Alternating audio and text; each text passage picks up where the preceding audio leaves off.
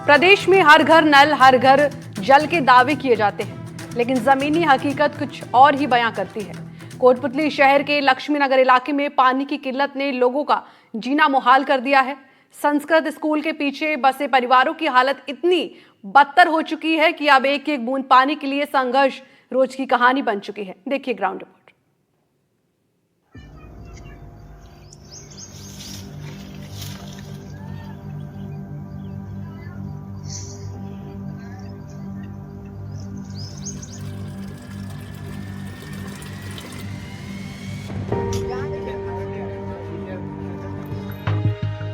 पानी बुनियादी सुविधाओं में से एक है और प्रदेश में लोगों को कई जगहों पर ये बुनियादी सुविधा भी नसीब नहीं हो रही है।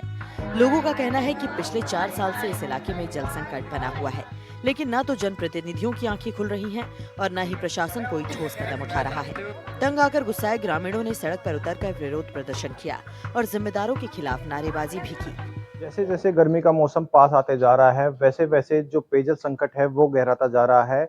मुख्यमंत्री द्वारा लगातार ये अधिकारियों को कहा जा रहा है कि जो पेयजल संकट है उससे मुक्ति दिलाई जाए, जो आमजन है उनको राहत पहुंचाई जाए। लेकिन अभी हम कोटपुतली मौजूद हैं, देख सकते हैं कि खाली बाल्टियों को लेकर जो ग्रामीण हैं और जो यहाँ के शहरवासी हैं वो एक तरीके से प्रदर्शन कर रहे हैं और इनकी शिकायत है कि पिछले काफी समय से यहाँ जो पेयजल संकट है वो गहराता जा रहा है। ना पीने का पानी है, ना नहाने का पानी है, ना ही घरेलू जो काम करने वाले जो अन्य काम है उनके लिए भी पानी की जो मशक्कत है वो करनी पड़ रही है। हमारे साथ कुछ महिलाएं यहाँ मौजूद हैं, उनसे जानेंगे कि जो पानी की समस्या है वो कब से है और फिलहाल उसकी क्या स्थिति चल रही है।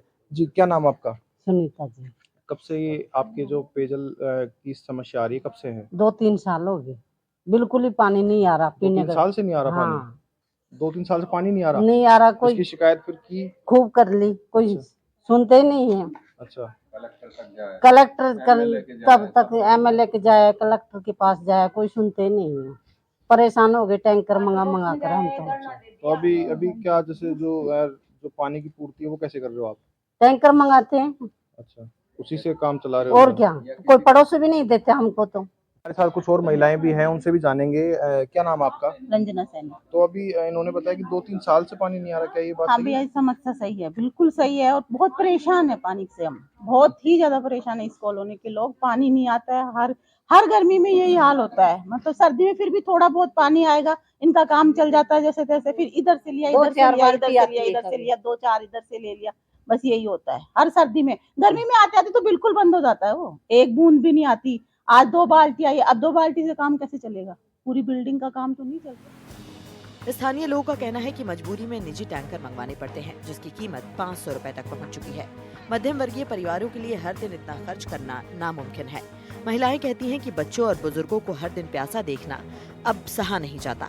एक तरफ जल जीवन मिशन जैसी योजनाओं में करोड़ों रुपए खर्च हो रहे हैं, वहीं दूसरी तरफ लक्ष्मीनगर के लोग पानी के लिए तरस रहे हैं। स्थानीय लोग अब स्थायी समाधान की मांग कर रहे हैं। उनका कहना है कि अगर एक ट्यूबवेल भी लगवा दिया जाए तो इस संकट से बड़ी राहत मिल सकती है।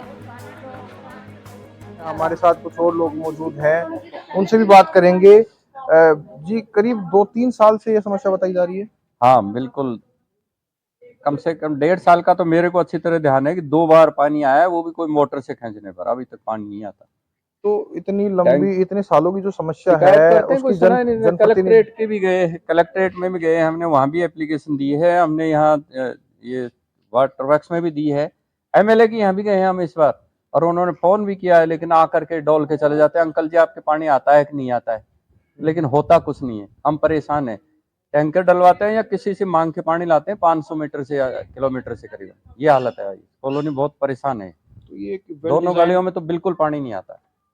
वेल सेटल्ड कॉलोनी है, आप देख सकते हैं, बड़े बड़े घर हैं, लेकिन उसके बावजूद जो पेयजल संकट है वो अब ये तो उनके हाथ में है ना। हम तो शिकायत ही कर सकते हैं, कोई सुनाई तो करे ना।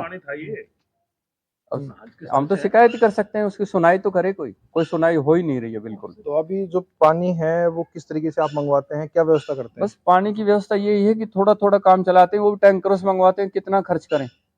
या फिर यहाँ पर ऐसे बुजुर्ग है, एक को तो मैंने देखा है, कोई 500 मीटर यहाँ से किसी के बाल्टी से पानी मांग कर लाता है।